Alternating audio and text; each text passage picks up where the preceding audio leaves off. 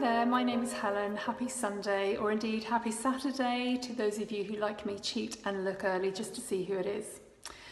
I'm living here at home with my sister Mary through lockdown, and we are missing seeing so many of you and being in fellowship with you, but we're also really thankful to God for so many mercies that He's shown us during this lockdown season. At Knock, I'm involved in our partnership with the Diocese of Murubura in southwest Uganda and with Tear Fund. Throughout lockdown, a number of us have continued to be in contact with the Bishop in Murubura, as well as his wider team. Lockdown started in Uganda about a week before it did here in the UK. Not only though do they have lockdown, but they also have evening curfew. So far, there are about 139 reported cases of COVID, but no deaths, which does sound really good, doesn't it? However, lockdown has hit them really hard. There are no markets in rural areas for those who rely on selling food that they grow for an income. And social distancing means that those who work in people's homes for food can no longer do so. Unlike us, their schools and their churches remain closed. Let me read to you a prayer request from the Bishop this week. So, love and greetings to the entire church family. We hope that the Lord has kept you well in this world paralysed by this COVID pandemic. The immediate prayer request is that this thing comes to an end, because you know we have many people who cannot get food unless they go to work for others for casual labour, and now they can't get out of their homes. This means we may get more people die of hunger than of the virus. You can also join us in prayer that churches may open soon, because we believe that even in this situation, Satan can take the chance to make people doubt their faith in Jesus. Although it has, on the other hand, made more people have more time to walk more closely with Jesus. We've also been in touch with Potters Village, the Child Rescue Centre and the medical centre there.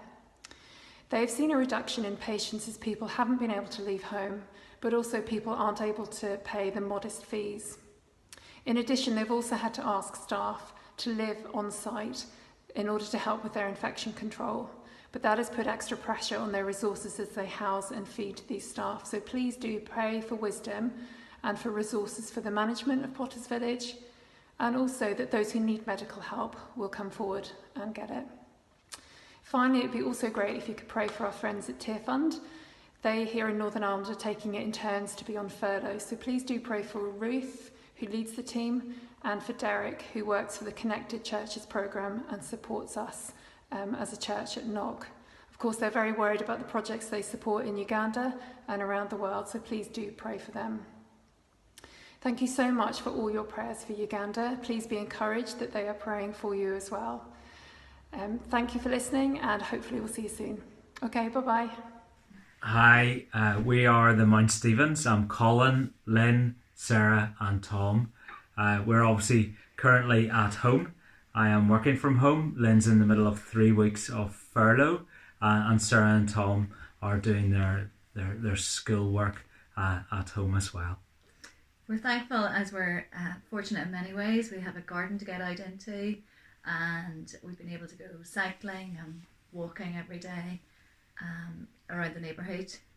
However, for us, the biggest challenge is definitely the homeschooling. Let's just say Colin and myself are not natural teachers, so we'd appreciate your prayers for that. We miss seeing our friends and cousins. We miss our activities, swimming, football, tennis, lighthouse and clubs. We miss giving hugs to Nana and Granny. Thank you. My name is Barbara Evans, and I've been a member of the Knock Church family for a number of years. Today I would ask for prayer on 3 areas. First, for the Marie Curie Hospice. Marie Curie, in addition to providing inpatient services, also provide daycare services Monday to Friday. This service provides medical, occupational and physiotherapy, social services, counselling, pastoral and some therapies to aid relaxation. As a volunteer on Wednesdays, I have seen and know how valuable and important these days services are for those who attend. I cannot underestimate the support patients also receive from a social perspective. There's a cup of tea and scone on arrival, soup and sandwiches, much chat, banter, and very importantly, sharing of information. And as for the discussions on football, well, the men could do a weekly TV programme on how their teams have performed. Now in these days, all volunteers have been stepped down and the professional support is provided by telephone. So please pray for the staff and the patients through this difficult time. Also, Wednesdays were a very important day to me. I really miss seeing the folk and chatting to them and wonder how each one is and how they are coping these days. Secondly, pray for those who, like me, live on their own, but who do not have close family or relatives. I am blessed to have sisters, nephews, and 16 great nieces and nephews.